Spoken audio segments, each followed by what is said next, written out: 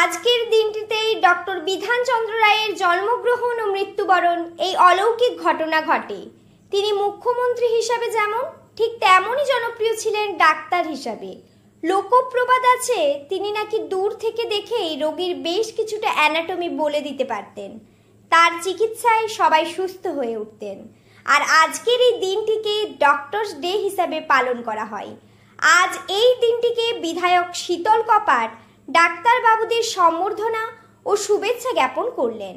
তথ্য ও রিপোর্টে সুখময় দাস ও সুজয় পাঁজার সাথে সংবাদ পাঠে আমি অন্তরা মাইতি, ঘাটাল বার্তা।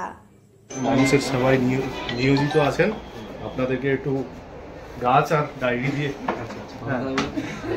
আমরা যেভাবে সেবা করছেন আরও ভালো করে করুন আগামী দিন, তাহলে আমরা ঘাটালকে একটা অন্যরকম রূপ দেখতে পারি। আপনাদের দ্বারাই ঘাটা অন্য একটা রূপ তৈরি হবে। যেভাবে পরিষেবা দিচ্ছেন আশা করি আরও আগামী দিন বেটার হবে, এই আশা করি।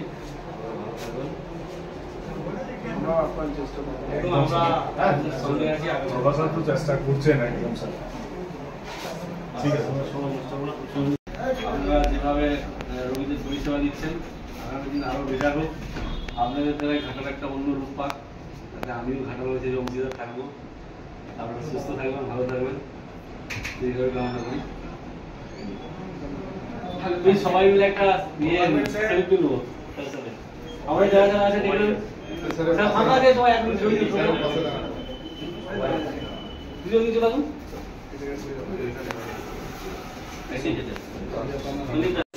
ডাক্তারবাবু রয়েছে তাদের চেম্বারে আমরা নিজেরা গিয়েছি। যেহেতু ওনারা জীবন আমাদেরকে দিয়ে থাকে, অর্থাৎ এক কথায় বলা যায় ভগবানের পরে যদি কেউ থেকে থাকে তিনি হচ্ছে ডাক্তারবাবু। সেই জন্য আমরা একটা করে গাছ এবং এই 2020-তে একটা করে ডায়েরি দিয়ে ওনাদের শুভেচ্ছা বার্তা দিয়েছি, দীর্ঘায়ু কামনা করেছি এবং আমরা আশাবাদী যে ওনাদের দ্বারাই আমাদের ঘাটাল আগামী দিনে আরও বেটার জায়গায় পৌঁছাবে, সেই শুভেচ্ছা বার্তা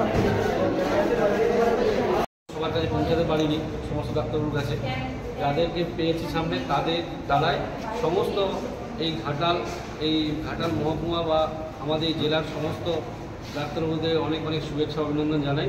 যেহেতু এক কথায় বলা যায় ভগবানের দ্বিতীয় স্থান আমরা ডাক্তারবাবুদের পেয়ে থাকি, সেই জন্য ওনাদের সুস্থতা এবং দীর্ঘায়ু কামনা করি। সঙ্গে আমরা একটা করে চারা গাছ এবং ডায়েরি দিয়ে শুভেচ্ছা বার্তা দিয়েছি এবং আমরা আশাবাদী ওনাদের সহযোগিতায় আমাদের ঘাটালের স্বাস্থ্য পরিকাঠামো আরও বেটার হবে, এই বিশ্বাস আমরা রাখি।